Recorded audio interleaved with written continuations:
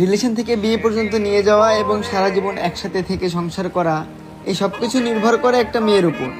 একটা মেয়ে যদি চায় একটা খারাপ ছেলের জীবন সুন্দর করতে পারে, আবার একজন ভালো ছেলে সুন্দর জীবন ধ্বংসও করতে পারে। একটা ছেলের মানসিক শান্তি নির্ভর করে একজন নারীর উপর। পুরুষ নারীর কাছে মানসিক শান্তি খুঁজে। যে নারীর কাছে পুরুষ মানসিক শান্তি পায় তার জন্য জীবন দিতে এক সেকেন্ডও ভাবে না। এটাই হয়তো পুরুষের ভালোবাসা। তবে দিন শেষে পুরুষের ভালোবাসার কোনো মূল্য থাকে না। আসলে পুরুষের ভালোবাসা যে নারী একবার পেয়েছে সেই নারী কখনোই ছেড়ে যায়নি।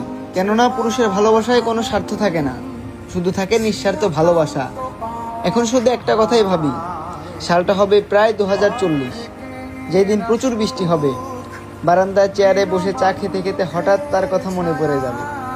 যৌবনকালে একটা বড় আফসোস ছিল, তাকে না পাওয়ার আফসোস। আর সেই আফসোস বৃদ্ধকালে এসেও কাটেনি। হাতটা বুকের ডান দিকে রেখে কান্না করতে করতে বলবো, সে ছিল আমার দেখা সবচেয়ে সুন্দর নারী। সেই 2025 সালে আমার চোখে দেখা সেই জেনারেশনের শ্রেষ্ঠ একজন নারী, যাকে আমি নিজের থেকেও বেশি ভালোবেসেছিলাম। কিন্তু আফসোস, সে আমার ভাগ্যতেই ছিল না। ভাগ্যে থাকলে হয়তো এই জন্মেই পেয়ে যেতাম। কেননা পুণ্যজন্ম বলতে কোনো কিছু নেই। সবশেষে মানুষ আমাকে মুভ অন করতে বলে, কিন্তু আমি একটা কথা বিশ্বাস করি, মুভ অন বলতে কোনো কিছু হয় না।